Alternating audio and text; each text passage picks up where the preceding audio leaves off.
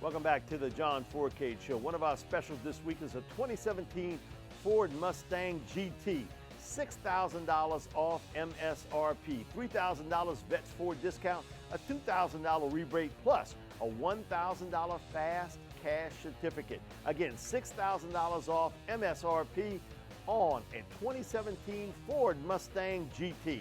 Can't find a better deal than right here at Veterans Ford. We're back here on the John Fourcade Show. Mike to take it, John Fourcade. And John, Coach O made a couple of coaching changes. We did the show last week, and as we left, basically it came down that Damian Craig was fired from the staff, and Jabbar Jalouk was reassigned. Basically, he was kind of told get to stepping, and then he takes a job with Texas Tech. He makes 2 new hires, but the story behind the story is a number of the New Orleans Parish head coaches kind of miffed a little bit about how this was handled with Jabbar Jalouk. And Jabbar, a very successful high school career at Edna Carr and what he was able to do there. And I understand their issues with it, but my thing about it is, this is also in the public school system complaining about what somebody's doing in college, and Ed's got the right to bring in his own staff. So I understand the complaint about it. Maybe I just want a better understanding of it. But my thing about it is, in the real world, this happens every day. And in college football, Tracy Rocker got run off from Georgia right after. You look at so many coaching changes that happen right after National Recruiting Signing Day. I don't get what's the big fuss about it at all. I'm still a little bit confused about how this became such a big story when every coach gets his choice to do what he wants to do with his staff. Totally agree with you there. When you're a new head coach at a school, you're going to go through your coaching staff. You're going to look at all your coaches on your staff. Some guys you keep that were left behind the other coach who got fired, which was Les Miles. Some coaches that Les Miles brought on board, you might not want on board. It's that guy's opportunity and it's Coach O's opportunity to bring who he feels necessary to bring on board. Now, granted, it happened right after the National Signing Day. You fired 2 coaches. But it ain't the only team. Everywhere. It ain't the only team in America. And for these guys here in public school system to go off and what they said, let me explain something to you. And I posted this. Kids in high school nowadays being recruited, they go play for what? The university or maybe the head coach. I don't know too many guys going to go somewhere because of assistant coach. Because my take on this is that if you get recruited, the guy goes because of assistant coach, and that assistant coach gets another job the next year. Is that kid going to quit the school and go follow that assistant coach? No. He's staying where he's at. But for these guys to go off on Ed Ogeron with his choice of who he wants to help coach his football club is ridiculous. And these high school kids are going to go play where they want to go play at, and it's not all about the assistant coach. Granted, the assistant coach has helped out, but then that's the reason why he's going to school. And these guys need to tone it down a little bit, and what they're coming out publicly and holding meetings, and all it's going to do is hurt their programs. The other thing, too, is if that head coach in high school wanted to leave to take another job, is he going to talk to the kids? No. No, he's going to help his own family and do what he thinks is best. So, I think Coach O will handle this well. Right. I think that this will be, again, it was a big story for a little while, but I think this will take its course as it normally does. Yeah, exactly.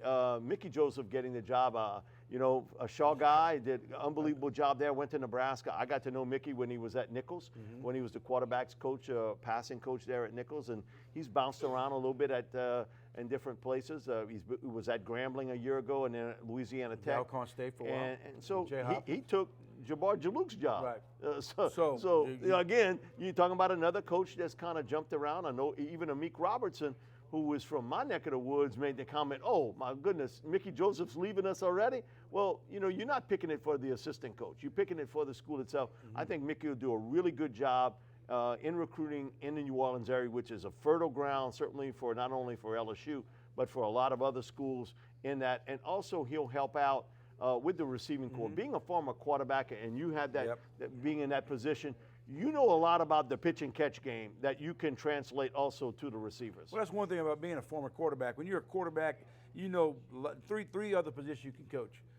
Receivers, running backs, and definitely the DBs, because you can look at those guys. There's no way you can't tell me Mickey can't come in there. And he came from Louisiana Tech. He's recruited Louisiana over the last few years. You know doggone well he knows Louisiana. So, even though you lose one coach who has Louisiana ties, you bring in another guy who's got Louisiana ties, especially the New Orleans area ties. And Mickey knows all these coaches here. He's a fine assistant coach that's going to do very well here at LSU, coaching the receiving corps. There won't be any hiccups whatsoever with Mickey coming on board. The other thing, too, is it's great, too, to have your brother, the head coach of the Denver Broncos, Right. Vance Joseph. So, again, that's a connection there. I think that a guy, and I know that Coach O wanted almost from day one, Tommy Robinson, who Coach O knew from his USC days. He actually coached for Les Miles at Oklahoma State. He coached with the Dallas Cowboys, had coached at the University of Texas, and also again at Southern Cal. Was the national recruiting guy of the year, not only once, but twice in that particular spot. And so when you look at it, Robinson's main course here, yeah, he's going to coach the running backs, and he's going to be the assistant head coach, but he knows the Houston area. And if you heard what Coach O said at his press conference, Louisiana guys first, but then after Louisiana, Texas. I'm going to Houston. When you look at that big metropolitan area, I think that Tom is going to be in a fight for a lot of top players. And LSU's got a huge alumni in the Houston area. That's a big reason why Tommy Robinson is coaching now at LSU. There's no doubt about it. I guarantee his pockets are pretty full right now from transferring over from USC, coming here. But you got a quality coach there. His resume speaks for itself. We all know about Tommy and what he's done in his past. He was number 2 this year at USC in recruiting. That just goes to show you right now, he's behind Alabama. He was number 2 second this past season in high school recruiting, running backs. But they brought him on board, like you said, the state of Texas, in the city of Houston area. He'll be strong in that area. You couldn't find 2 better guys to bring on board after you got rid of 2 guys. Look, I wasn't a big Craig guy. I didn't think he fit well here in the state of Louisiana. He's more of a Alabama, Georgia, Florida type guy. Go that way.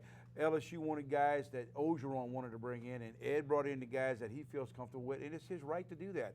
And I think they got some good coaches there on staff. And some really good recruiters, because I know Ed's always told me, hey, listen, I'm a lot better coach when I got better players. And so you understand that. We're talking about players, Louisiana, and it's unprecedented this year for the 2017 NFL Draft. How many players from the state of Louisiana will be drafted in this draft class? I've been doing this 30 years. I've never seen this many players from the state of Louisiana. And we have a list of those guys that'll come up. And you know who's right on top of that list. Leonard Fournette from St. Aug High School, Timmy Williams from University Lab, Cam Robinson, Trey White, all guys that'll be picked in round 1. Then Malachi Dupree, David Godshaw, Jeremy Cotrere, who signed twice with LSU, didn't have the grades, went to Middle Tennessee.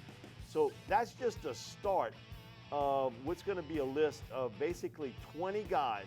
Carlos Henderson from McDonough 35, Duke Riley from John Curtis, Kendall Beckwith, East Feliciana, Tanzel Smart, tremendous defensive tackle from Scotlandville Magnet, Chad Williams from Madisonville Prep out in Baton Rouge, Elijah McGuire from my neck of the woods at Vanderbilt Catholic, Trent Taylor from Evangel. Then Xavier Woods from Louisiana Tech, Traven Doral from Breaux Bridge, Cameron Tom from Catholic High School, Denarius Antoine from Westgate, Sethan Carter, John, you know a little bit about him from Rummel High School, Josh Butte from Westgate, B.J. Singleton from Destrehan High School, and then guys that on the back end of the draft, Deshaun Smith, Ricky Jefferson, that's Derek Thompson from Tulane, Otha Peters from Covington, UL Lafayette, Speedy Noyle from Edna Carr, Dwayne Thomas, who I think had a terrific senior season at LSU, from Landry Walker, and Leonard Tillery from McKinley High School in Southern. And that's not the complete list. That's just a partial. John, you're talking about over 20 guys from the state of Louisiana that could get drafted or signed as priority free agents. It's unprecedented that they'll have that many Louisiana guys out in 1 year, one draft class. Goes to show why LSU's fighting off the Alabamas and the Texases and USCs and Florida States for the top players in the state of Louisiana when you have that many guys come out of one little state. I'll just say this, Mike. There's so many quality football players in the state of Louisiana from over the years that I enjoy you just reading off these names of these players right here, and I'm looking forward to seeing them in the NFL. And so it changes a lot of lives, and so we see it each and every day. We'll be back with more of the John Fourcade Show, sponsored each week by Veterans Ford.